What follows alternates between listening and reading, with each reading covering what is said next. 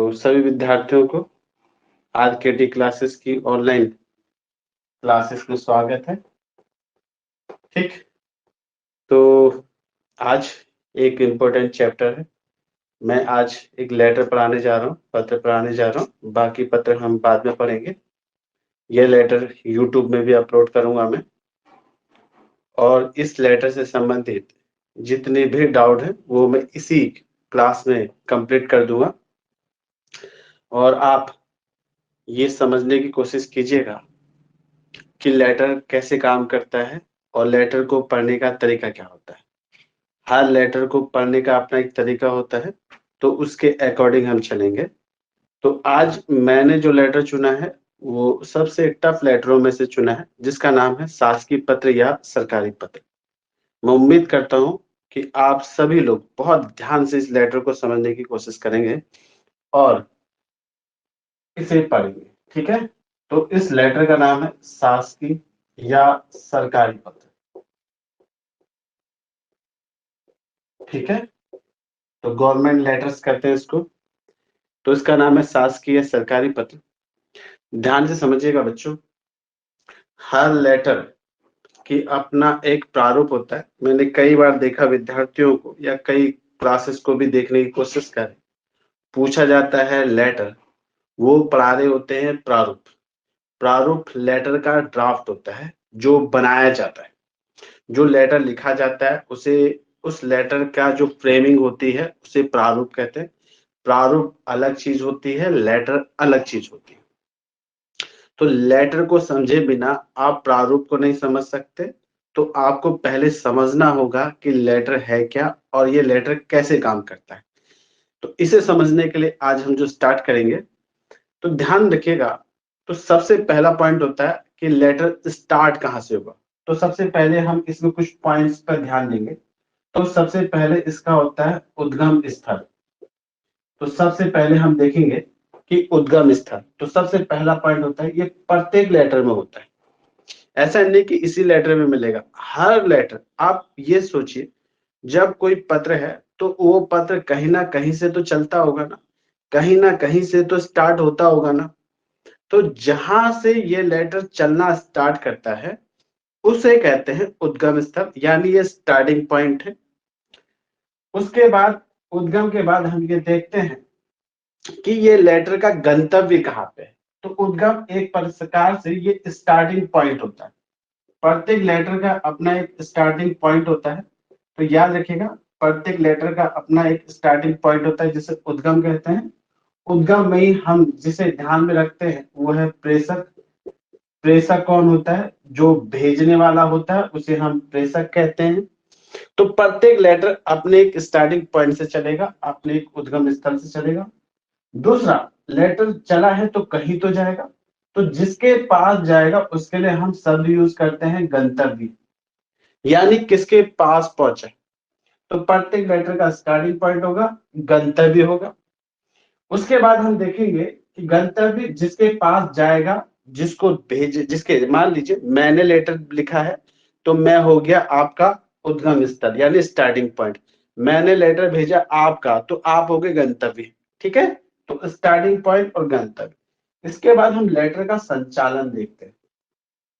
तीसरा शब्द जो लेटर में आएगा, प्रत्येक लेटर में आएगा, वो आएगा संचालन शब्द का प्रयोग। अब इस संचालन को समझिएगा, ये संचालन होता है क्या। मैंने आपको लेटर भेजा और आप इसका जवाब देने के लिए बाध्य नहीं है। आपकी मर्जी पे है कि आप जवाब दें या ना दें। इसके लिए आप स्वतंत्र हैं कि आप जवाब देना चाहते हैं कि नहीं देना चाहते। अगर जवाब देना बिल्कुल बाध्यकारी ना हो तो उसे संचालन को हम कहते हैं एक आयामी। ठीक है, तो मान लीजिए ए ने बी को लेटर भेजा और बी के पास चला गया और बी इसका जवाब देने के लिए बाध्य नहीं है, तो इसे हम कहेंगे एक आयामी। अगर संचालन केवल और केवल अगर ये भी इसका जवाब देने के लिए बाध्य है, अगर ये जवाब देने के लिए बाध्य है तो इसे कहेंगे द्विआयामी।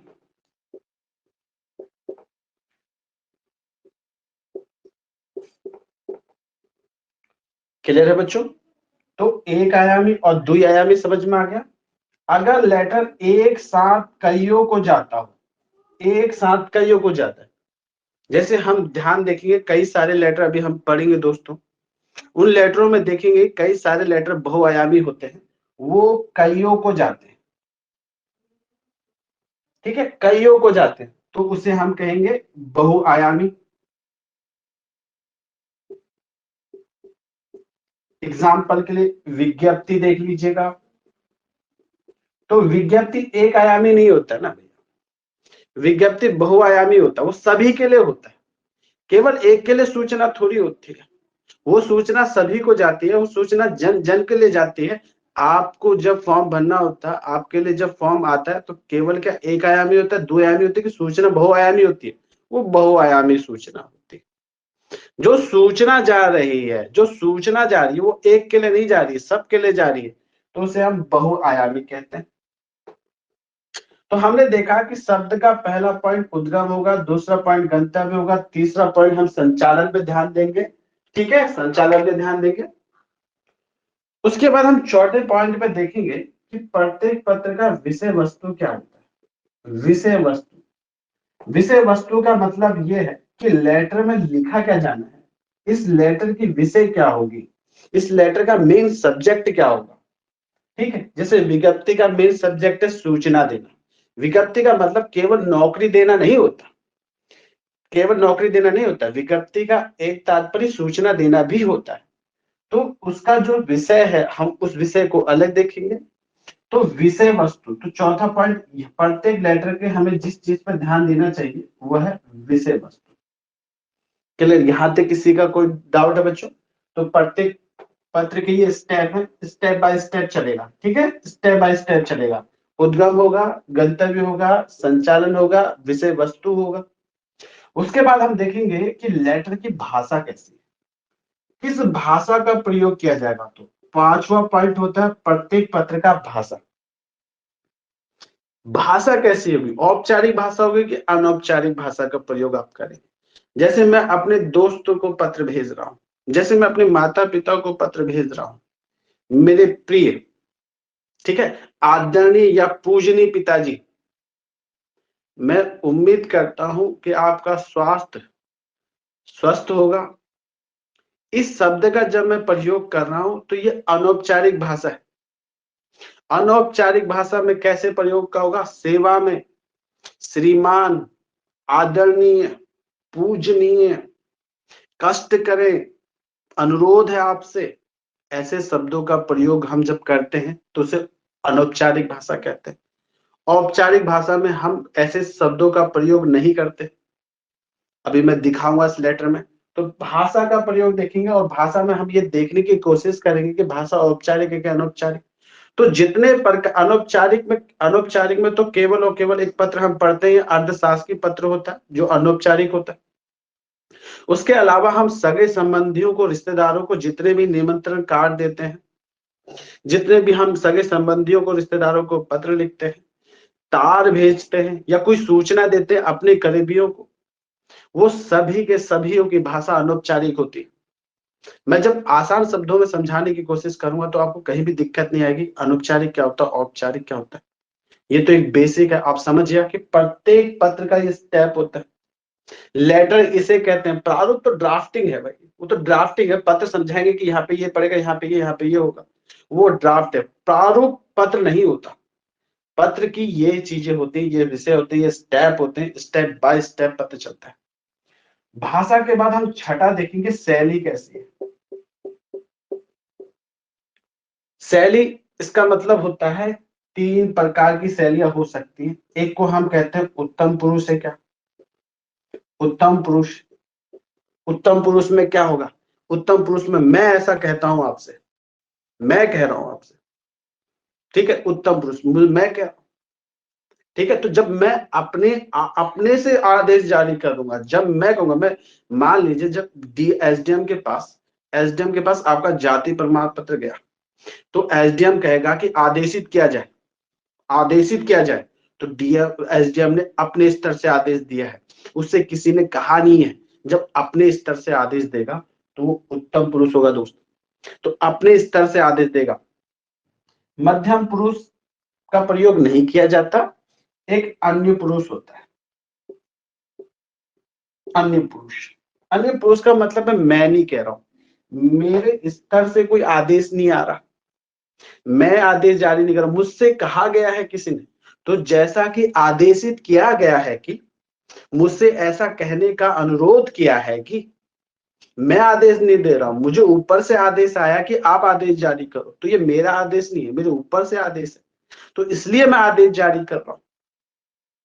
क्लियर? तो जब ऐसी भाषा का प्रयोग हो तो उसे अन्य पुरुष कहते हैं। तो उत्तर पुरुष में आप आदेश देंगे, अन्य पुरुष में आपके द्वारा कोई आदेश देगा। दोनों के बीच का अंतर समझ में आया बच्चों? अंतर समझ में आया? क्या शैली, एक शैली तटस्थ भी कहते हैं, तटस्थ भाषा, इसे भी एक प्रकार की शैली माना गया। तटस्थ शैली क्या होता है? तटस्थ समझिएगा, तटस्थ शब्द क्या होता है? तटस्थ शब्द में ये मान के चलते हैं कि जिससे हम बात कर रहे हैं वो ना तो हमसे बड़ा है पद में, ना हमसे छोटा है, वो हमारे समानांतर है। यदि वो हमसे छोटा भी है और हम तटस्थ भाषा में बात करें तो इसका मतलब उसे हमने अपने समानांतर मान के बात की है। ठीक है, अपने समानांतर मान के बात की है, तो तटस्थ भाषा ये कहलाती है। तो तटस्थ का मतलब होता है ना आप हमसे पद में ऊंचे हैं, ना आप हमसे पद में नीचे हैं। अगर कोई ऊंचा अधिकारी अपने नीचे अधिकारी को भी पत्र दे रहा, अगर उसकी भाषा तटस्थ है तो उसकी भाषा में ये नहीं दिखेगा, ये नहीं झलकना चाहिए कि एक बड़ा अधिकारी अपने छोटे अधिकारी को पत्र लिख रहा। अगर छोटा अधिकारी ऊंचे अधिकारी को पत्र लिख रहा है तो उसमें ये नहीं झलकना चाहिए कि इसमें इसमें ये दिख रहा है कि एक छोटा अधिकारी बड़े अधिकारी को पत्र लिख रहा है। ऐसे अनुरोध जैसे शब्दों का प्रयोग नहीं होना चाहिए। तो तटस्थ भाषा ये कहलाती है। ये बच्चों एक मुख्य स्टेप है। जब हम इतने स्टेप को कवर कर लेते हैं उसके बाद पढ़ते हैं परिभाषा को, क्योंकि बिना इन्हें समझे आप किसी भी पत्र की भाषा समझ नहीं सकते। आप परिभाषा समझ ही नहीं सकते जब तक कि आप ये नहीं समझोगे। मैं अभी इसका एग्जांपल दूंगा, आपको समझाऊंगा, जैसे स्टेप चलेंगे तो स्टेप से ही परिभाषा बनेगी।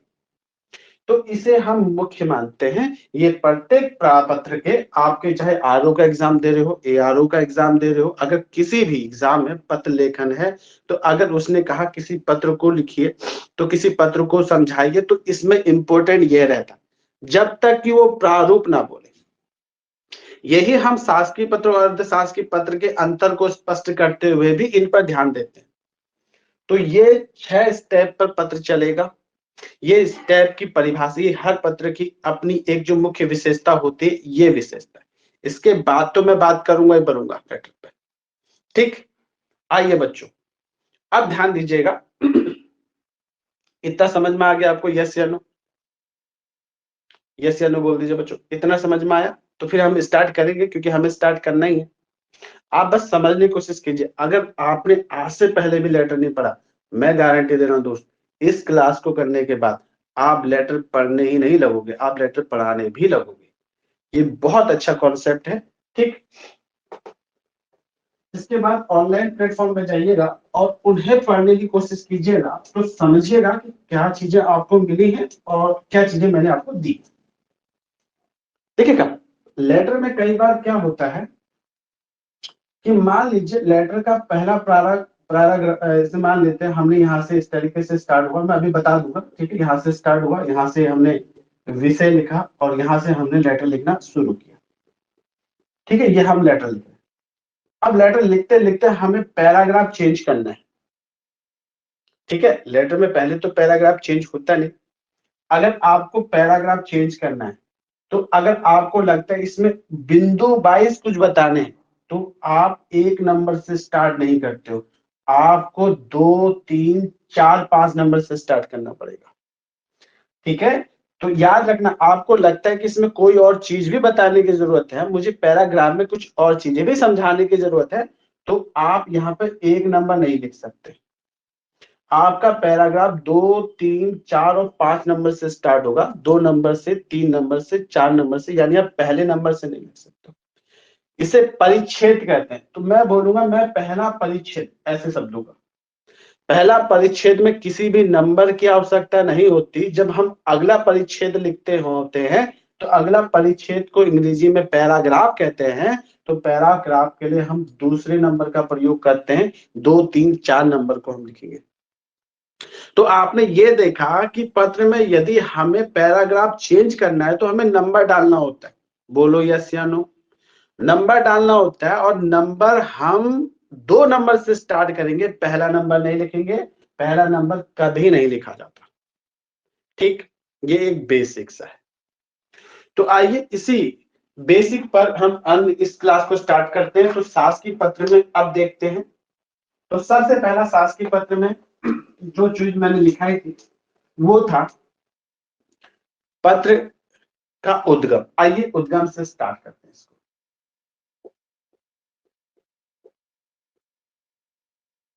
ध्यान देना बच्चों, सरकारी पत्र हो या शासकीय पत्र हो, सरकारी और शासकीय पत्र एक ही होता है। कई बार इसे राजकीय पत्र भी हम कह देते हैं। तो शासकीय पत्र हो, सरकारी पत्र हो, ये पत्र जो उद्गम होता है ये पद से चलता है। आप कहेंगे सर पद क्या होता है? ध्यान दीजिएगा दोस्तों, एसडीएम, डीएम ऊपर लिख देता हूं, इससे ऊपर सचिव होता है तो सचिव में नीचे लिख देता हूं। ठीक है, सचिव, ठीक, मुख्य सचिव ऐसे कर देता हूं। मुख्य सचिव, देखिए ये पद है, डीएम का पद, एसडीएम का पद, सचिव का पद, मुख्य सचिव का पद, इसे हम पद कहते हैं। पद वो होता है जिसके साथ आपके कई सारे कायिक दायित्व जुड़ जाते हैं दोस्तों, जिसके साथ दायित्व जुड़ जाते हैं, जिसके साथ नियमावली जुड़ जाती है कि इस पद का व्यक्ति ये काम कर सकता है। ठीक, तो हमारे एसएचओ साहब जो पुलिस थाने में साहब है वो न्याय नहीं कर सकते, उनके पद के साथ वो दायित्व नहीं जुड़ा।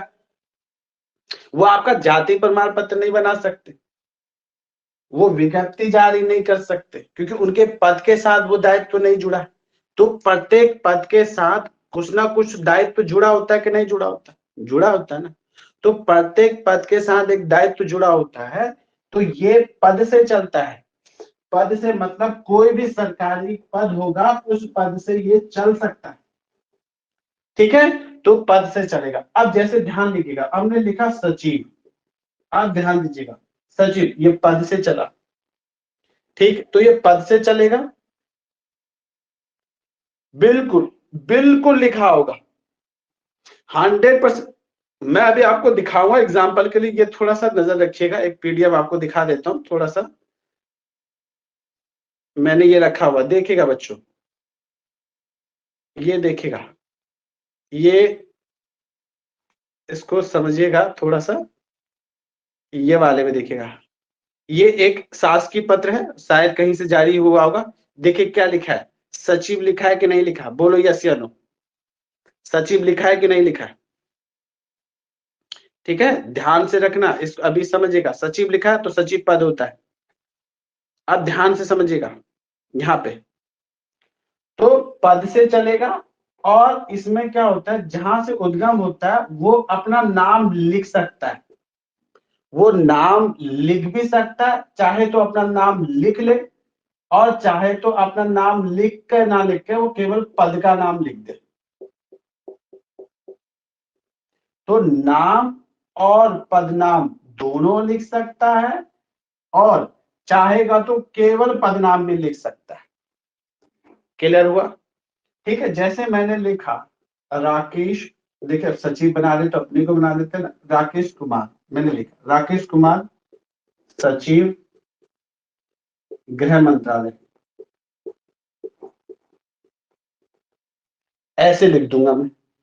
ठीक है, तो मैंने अपना नाम भी लिखा, अपना पद भी लिखा। अब मैं चाहूं तो मैं केवल और केवल सचिव गृह मंत्रालय, यहां से प्रेषक लिखा होगा और सचिव गृह मंत्रालय लिखा होगा। तो मैं चाहूं तो नाम भी लिख सकता हूं, पदनाम भी लिख सकता हूं, चाहूं तो दोनों लिख सकता हूं। अगर एक लिखना हो तो केवल और केवल पद का नाम लिखूंगा। बोलो भैया यस या नो। समझ में आ रहा है? जो नए विद्यार्थी हैं, जो नए विद्यार्थी समझ में आ रहा है? ठीक है, बिल्कुल। जो पुराने विद्यार्थी उन्होंने तो पढ़ाई। तो आपने देखा कि ये तो चलेगा। अब ध्यान दीजिएगा, तो हमने देखा पद से पद को चलता है। अब ध्यान दीजिए गंतव्य कहाँ होगा, तो ध्यान दो ना दोस्तों, गंतव्य पद को होगा। यानी शासकीय पद, यानी शासकीय पत्र पद से पद को जाता है। बोलो भैया यस या नो। पद से पद को जाता है, ठीक है। ध्यान देना, जिसको भेजा जाएगा पद से पद को जाता है, ये याद रखिएगा।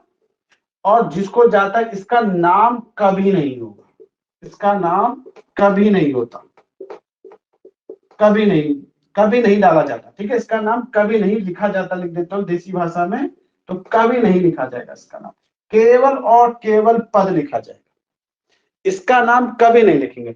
लेकिन जो भेज रहा है, जो उद्गम है, जो भेज रहा है, वो नाम भी लिखेगा, अपना पदनाम भी लिखेगा, दोनों दोनों लिखना चाहे तो दोनों लिख सकता, अगर एक लिखना चाहे तो केवल पद का नाम लिखेगा। लेकिन जिसे भेज रहा, जिसे भेज रहा उसका नाम कभी नहीं लिखा जाता। तो अगर शासकीय पत्र में पूछा जाए निम्नलिखित कथनों में से कौन सा कथन असत्य है, ऐसा प्रश्न आ जाए सरकारी पत्र में, क्योंकि जैसे जैसे उसके क्वेश्चन खत्म होते जा रहे हैं वो यहाँ पे पहुंच ही जाएंगे किसी न किसी समय। तो सरकारी पत्र में भेजने वाला प्रेषक अपना नाम और पदनाम दोनों लिख सकता। बोलो सही है कि नहीं, बोलिए सही है कि नहीं, ट्रू है कि फॉल्स है। तो आप कहेंगे सर ट्रू है। क्लियर है। शासकीय पत्र में जिसे भेजा जा रहा है, गंतव्य जिसके पास है, उसका केवल और केवल नाम और पदनाम दोनों लिखा जाएगा, नाम और पदनाम दोनों लिखा जाएगा जिसे भेजा जा रहा। बोलो ट्रू है कि फॉल्स। तो आप कहेंगे सर ये फॉल्स है, ठीक है। जिसे भेजा जा रहा उसका तो केवल और केवल पद लिखा जाएगा, नाम नहीं लिखा जाएगा। एग्जाम्पल के लिए फिर देख लेते हैं, मैं ना हवा में बात नहीं करूंगा दोस्त, ये सरकार द्वारा जारी किया गया है, ठीक है, ये जारी किया गया। और इसको देखिएगा तो देखिएगा प्रेषक ने अपना नाम भी लिखा है, तो श्री सचिव उत्तर प्रदेश शासन सेवा में जिसे भेजा उसका नाम केवल सचिव है, केवल सचिव है, केवल पद लिखा है, उसका नाम नहीं लिखा हुआ। पद सचिव भारत सरकार वित्त मंत्रालय। बोलेगा बच्चों यस या नो, ये समझ में आया, दिखा सबको, ठीक है। तो उसका नाम कभी नहीं लगे, ऐसा नहीं है किसी भी पत्र में होगा। मैं आगे भी दिखा देता हूँ, एक और लेटर लिखा हुआ, ये देख लीजिए, ये देखिएगा प्रेषक औबोसो कोई नाम हो सकता है, सेवा में जिला अधिकारी समस्त जनपद, मिला, ठीक है। तो ध्यान दीजिएगा, देखिए उसका नाम नहीं लिखा, पद केवल, ठीक है। इसके अलावा एक और देख लो, ये एक और पत्र है शासकीय पत्र, प्रेषक आर.डी. स्वामी अपर सचिव भारत सरकार सेवा में कुलपति समस्त विश्वविद्यालय। बोलो भैया यस या नो। तो जिसे भेजा जाता उसका नाम कभी नहीं लिखा होगा, ठीक है। ये बहुत बेसिक सा अंतर है, लेकिन आपको समझना चाहिए, ठीक है। तो गंतव्य जिसका होगा उसका पद का नाम होगा, उसका नाम कभी नहीं होगा। तो उद्गम देख लिया आपने, गंतव्य देख लिया आपने। आइए इसका संचालन देखते हैं। तो बच्चों इसका संचालन द्विआयामी होता है, मैं इस तरीके से लिखना पसंद करता हूं द्विआयामी को, द्विआयामी, द्विआयामी होगा, ठीक है। द्विआयामी, द्विआयामी का मतलब यह है कि ए ने अगर बी को पत्र भेजा तो बी ए को उत्तर देगा। क्लियर है। अगर ए बी को भेज रहा है, एक बच्चे ने कुछ क्वेश्चन पूछा, अगर पद का नाम ना लिखे और सिर्फ नाम लिखे तो नहीं, बिल्कुल नहीं, बिल्कुल नहीं। जब मैं कह रहा हूं पद को जाएगा, नाम लिखा ही नहीं जाता, तो आपको इससे आगे पूछना ही नहीं, ठीक है योगेश। केवल और केवल पद, इसका ध्यान रखो, जिसको भेज रहे हो उसका केवल और केवल पद लिखेंगे, नाम लिख ही नहीं सकते। क्लियर। क्योंकि देखो ये एक जो है बनाया गया नियम, बनाया गया, हम इस नियम से हटके नहीं बोलेंगे, ठीक है। हाँ अर्ध सरकारी पत्र में चल जाएगा, अर्ध सरकारी पत्र में जो समझाऊंगा तो समझेंगे। ए अगर बी को भेजेगा तो बी इसका उत्तर देने के लिए बाध्यकारी होता है, बाध्यकारी होता है मतलब द्विआयामी होता है, ठीक है, द्विआयामी होता है। समझ में आ गया, ठीक। तो ये सारे पद संवैधानिक होते हैं दोस्तों, ये संवैधानिक पद है, जिला अधिकारी संवैधानिक पद है, सचिव संवैधानिक पद है। तो संविधान संवैधानिक पद होते हैं जिनका गजिस्ट्रेट अधिकारी, सारे गजिस्ट्रेट अधिकारी संवैधानिक पद कहलाते हैं। जिन्हें आपने देखा होगा गजटेड सिग्नेचर करने के लिए या आपके डॉक्यूमेंट को प्रमाणित करने का अधिकार होता था किसी जमाने में, अब तो स्वतः प्रमाणित कर लेते हैं, ठीक। लेकिन पहले हमें जाना पड़ता था। तो गजटेड अधिकारी एक प्रकार का सरकारी या संवैधानिक पद होता है, ठीक है। तो जिसका नाम गजटेड या गजट में होता है उसे हम कहते हैं। तो ए बी को और बी ए को अपना पत्र भेज सकता है, ठीक है। तो दो आयामी होगा। अब ध्यान दीजिएगा, ये क्या हो सकता है भाई, एक होगा कि वरिष्ठ जैसे समान पद पर भेजे, समान पद पर, ध्यान दीजिएगा बच्चों, समान पद पर, समान पद पर मतलब होगा जैसे सचिव से सचिव को भेजा, तो ये समान पद हो गया पहला पॉइंट, इसमें जा सकता है। ये क्या हो सकता है, वरिष्ठ से कनिष्ठ को जा सकता है, कनिष्ठ ये भी गजेस्टर अधिकारी को, ऐसा नहीं क्लर्क को भेज देगा कोई, क्लर्क को नहीं भेजा जाता, गजेस्टर अधिकारी को। सचिव ने जिला अधिकारी को भेजा, तो सचिव ऊंचा पद है, जिला अधिकारी छोटा पद है। जिला अधिकारी तो छोटा होता है सचिव के सामने, सचिव तो बहुत बड़ा पद होता है दोस्त, रिटायरमेंट की अवस्था में पहुंचता है क्या सचिव में, ठीक। तो सचिव के पास बहुत पावरफुल होती है, उसके सामने तो चवन्नी भर के होते हैं डीएम लोग, तो बहुत बड़ा पद होता है और बहुत पावरफुल पद होता है, ठीक है। वो तो फील्ड में खेलता हुआ हमें जो है डीएम साहब दिखते हैं, तो इसलिए हमें लगता है कि डीएम साहब बहुत बड़ा पद है, ठीक। लेकिन बहुत बड़ा पद होता है सचिव, ये याद रखिएगा। देखिए देखा अभी जैसे हमारे माननीय मुख्यमंत्री बने थे, तुरंत अपना सचिव चेंज किया, ठीक है। तो ऐसे करके चेंज करते रहते हैं और आईएएस लिया जाता है। तो वरिष्ठ से कनिष्ठ में हो, चाहे कनिष्ठ भी इसे, कनिष्ठ भी वरिष्ठ को भेज सकता है, कनिष्ठ भी वरिष्ठ को पत्र भेज सकता है दोस्तों, ठीक है। तो समकक्ष भेजा जा सकता है, वरिष्ठ से कनिष्ठ को भेजा जा सकता है, कनिष्ठ से वरिष्ठ को भेजा जा सकता है, लेकिन इसमें किसी भी प्रकार की भाषा में कोई परिवर्तन नहीं होगा। मेरी बात समझ में आ रही, भाषा में कोई परिवर्तन नहीं करना होगा आपको। जो भेज रहा है वो अपना नाम पदनाम दोनों लिख सकता है, एक लिखना हो तो पदनाम लिख सकता है, जिसे भेजना है उसका पदनाम लिख सकता है, लेकिन इसकी भाषा में कहीं भी अंतर नहीं आएगा। भाषा मतलब अनुरोध जैसी भाषा नहीं आएगी कहीं पे भी, आदेश जैसी भाषा भी नहीं आएगी कहीं पे भी, ठीक। तो एक जैसे मैं कह रहा ना तटस्थ भाषा होगी इसकी। तो होता है क्या, आपका कोई भी सरकारी पत्र, कोई भी शासकीय पत्र, उसकी भाषा हमेशा एक जैसी रहती है, किसी भी प्रकार का कोई भी बदलाव इसमें नहीं होता। तो लिख लीजिए संचालन द्विआयामी होता है, ठीक है, द्विआयामी होता है। और इसमें किसी भी स्तर पर, यदि किसी भी स्तर पर या किसी भी पद पे वरिष्ठ, चाहे वो समकक्ष हो, वरिष्ठ से कनिष्ठ हो, कनिष्ठ के वरिष्ठ हो, तो भाषा में किसी भी प्रकार का कोई भी चेंजेस नहीं किया जाएगा। बोलो बच्चों समझ में आया, यस या नो?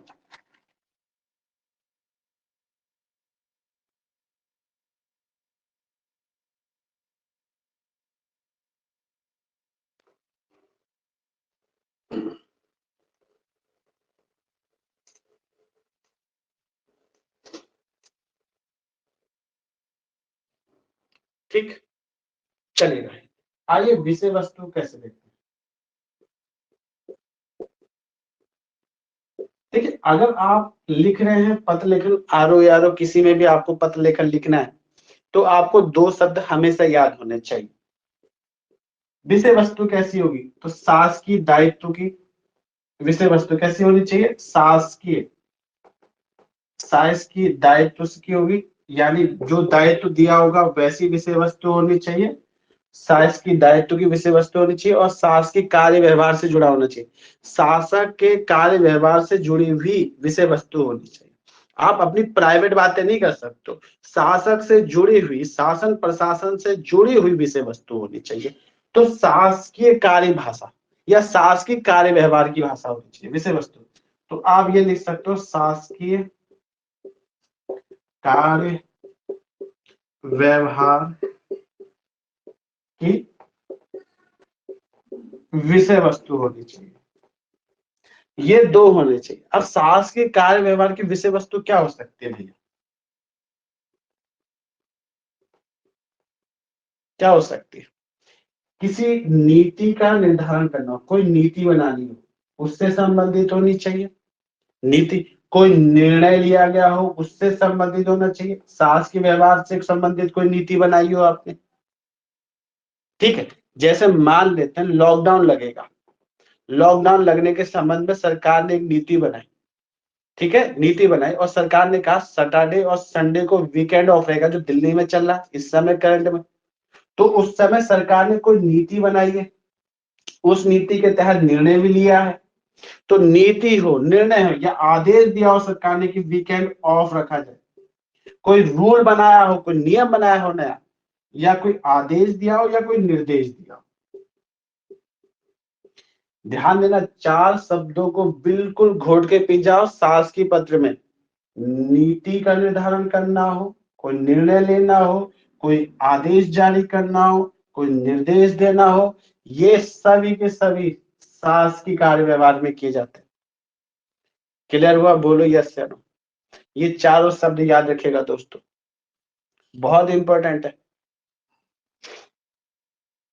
नए बच्चों समझ में आ रहा है? जो बिल्कुल फ्रेशर है, जो बिल्कुल फ्रेशर है, जिन्होंने कभी भी ये लेटर हेडर नहीं पढ़ा, समझ में आ रहा है आपको? ठीक है, समझ में आ रहा है? चलिएगा बच्चों, ठीक है, चलेगा। तो विषय वस्तु ऐसी होनी चाहिए।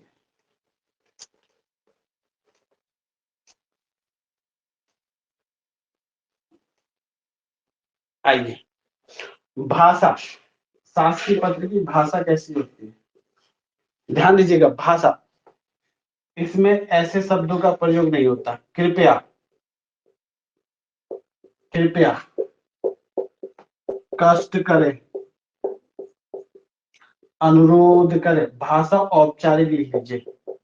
औपचारिक भाषा का प्रयोग होता है, वेरी इंपॉर्टेंट कर लो, ये औपचारिक पत्र है, ये याद रखना। ठीक है, अगर प्रश्न पूछिए कैसा पत्र, तो आप कहना औपचारिक पत्र। तो औपचारिक भाषा का प्रयोग होता है, इसलिए इस पत्र को औपचारिक पत्र कहते हैं। कृपया, कष्ट करें, अनुरोध है, अनुरोध है, आग्रह है, आग्रह है, आग्रह, निवेदन है, निवेदन।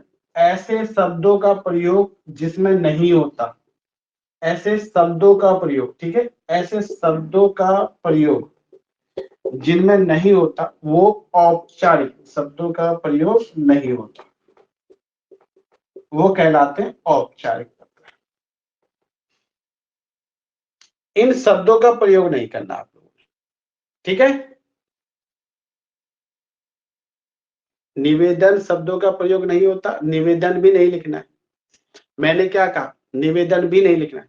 ये ध्यान दीजिएगा, बहुत, जैसे ध्यान दीजिएगा, ऐसा ये निवेदन वाला 100% नहीं होता, लेकिन सामान्यतः निवेदन शब्द का प्रयोग नहीं करना चाहिए, ठीक है।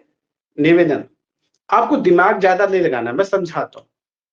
ध्यान दीजिएगा, जब आप अपने सगे संबंधी या अपने करीबी से बात नहीं कर रहे हो, दिमाग में बैठा लो, अपने सगे संबंधी, अपने करीबी से बात नहीं कर रहे हो, उसके अलावा आप शासन प्रशासन में जो भी चीज जुड़ा होगा, उसकी भाषा औपचारिक होगी।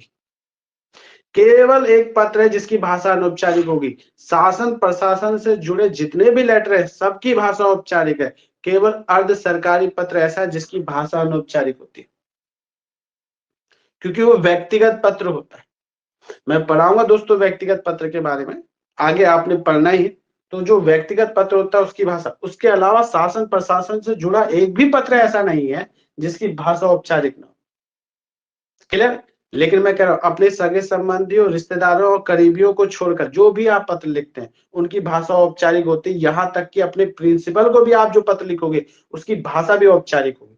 तो अब तो आपका कंफ्यूजन दूर हो गया ना, कि केवल एक पत्र याद रखना है। नोट करके कहीं पे लिख दो, अनौपचारिक पत्र को छोड़कर, सॉरी, अर्धशासकीय पत्र को छोड़कर, अर्धशासकीय पत्र को छोड़कर सभी शासकीय पत्र, सभी शासकीय पत्रों की भाषा, सभी प्रशासनिक पत्रों की भाषा औपचारिक होती है, ठीक है। केवल और केवल अर्ध सरकारी पत्र को छोड़कर।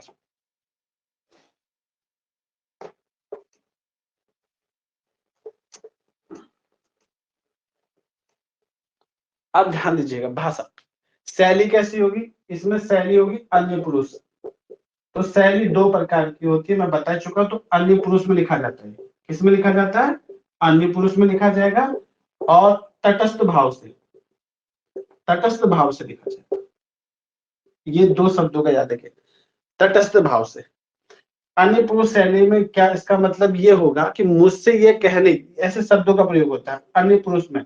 अन्य पुरुष मतलब मैं नहीं कह रहा, उसमें कहेगा मुझसे आपसे मुझे आपको ये सूचित करने का आदेश हुआ है। देखिए मुझे ऐसे शब्दों का प्रयोग करेगा, मुझे आपको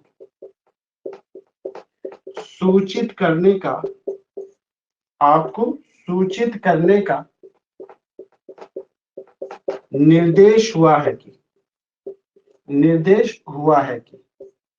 देखिए बच्चों, निर्देश हुआ कि मुझे आपको सूचित करने का निर्देश हुआ। मैं नहीं कह रहा, मुझे कहा गया है कि आपको सूचित करें। निर्देशित हुआ है, इसके बदले आदेशित हुआ है, ऐसे शब्दों का प्रयोग कर सकते हैं। ठीक है, या निर्णय हुआ है, तो मुझे आपको सूचित करने का आदेश हुआ है, या मुझे आपको सूचित करने का निर्देश हुआ। मैं नहीं कह रहा, मुझसे कहा गया तो मैं आपको सूचित कर रहा हूं। तो जब आप स्वयं अपने स्तर से कोई आदेश जारी ना करें, अपने स्तर से कोई निर्णय ना दे, कोई निर्देश ना दे, उसकी भाषा अन्य पुरुष होगी। बोलो बच्चों, यस या नो। आप इसके बाद कोई भी पत्र पढ़ोगे ना दोस्तों, अब कोई दिक्कत नहीं। समझ में आया?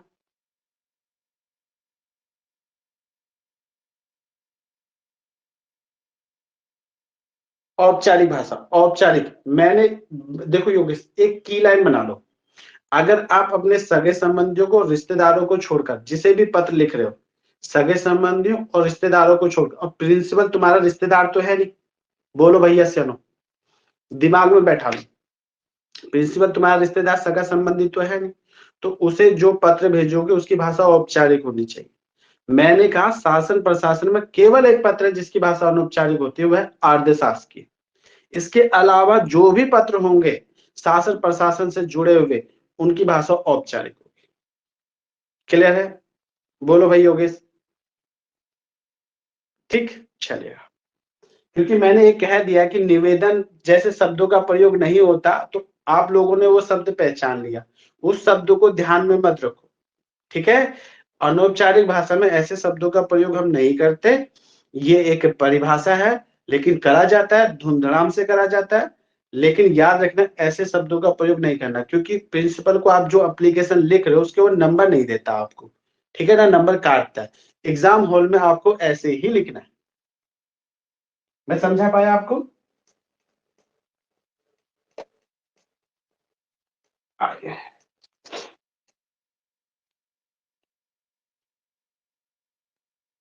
देखो, अभी जल्दी खत्म हो जाएगा। अब परिभाषा समझो। अब बताना आपको परिभाषा समझ में आई कि नहीं आई।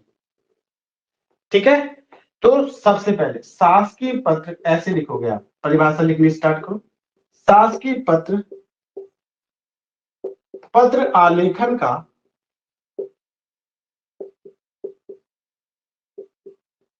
ठीक है, पत्र आलेखन का वह प्रारूप होता है, प्रारूप ड्राफ्ट, वह प्रारूप होता है पहला, ऐसे। अब इसमें देखिए कौन कौन से शब्द आ, वह प्रारूप होता है जिसमें किसी शासकीय पद से, यहाँ पे आप होता है जिसमें, ऐसे लिख देता हूं, जिसमें किसी शासकीय पद से,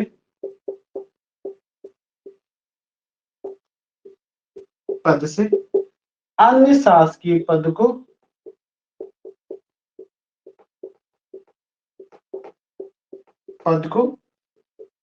शासन प्रशासन,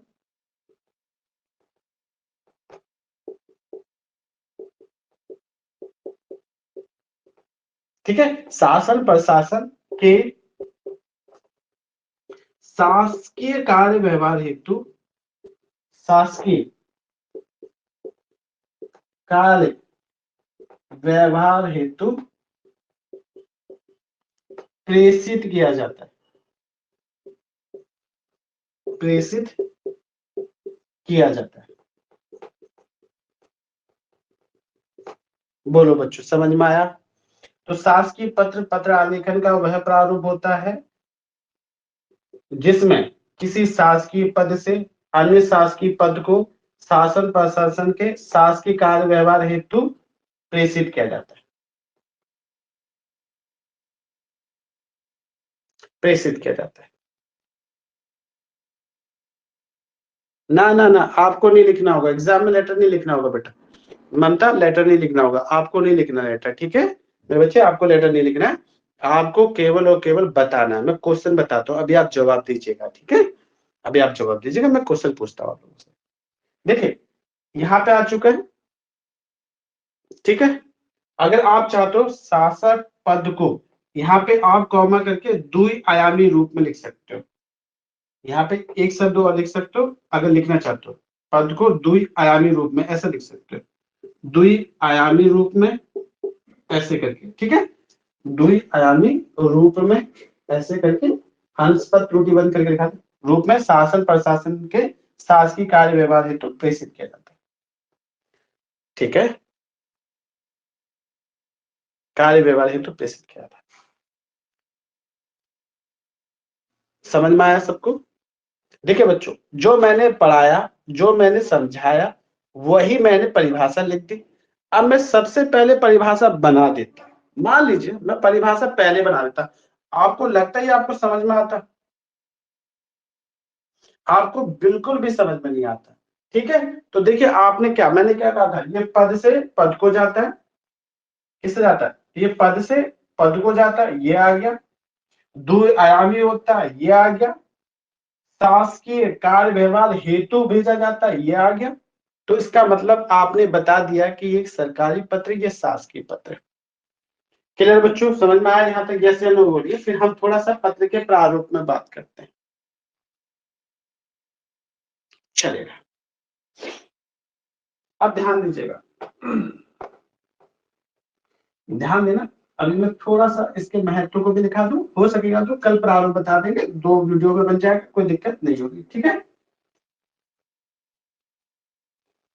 चलिए ऐसा करते हैं, स्टॉप कर देते हैं, कल दूसरी वीडियो में समाप्त कर देंगे इसको, ठीक है बच्चों, दूसरी वीडियो में समाप्त कर देंगे, नहीं तो बड़ी वीडियो हो जाएगी ना, अपलोड करने में दिक्कत होगी। किसी को कोई प्रॉब्लम? किसी को कोई प्रॉब्लम? ठीक है, तो मैं 2 वीडियो में अपलोड कर दूंगा, 2 वीडियो में अपलोड कर दूंगा, पार्ट 1 पार्ट 2 करके, ठीक है। प्लीज लाइक सब्सक्राइब, ठीक है, तो इतनी मेहनत किया, आप लोग भी लाइक कीजिएगा, चलेगा, ठीक, चलेगा बच्चों। आज की क्लास यही समाप्त होती है, नमस्कार।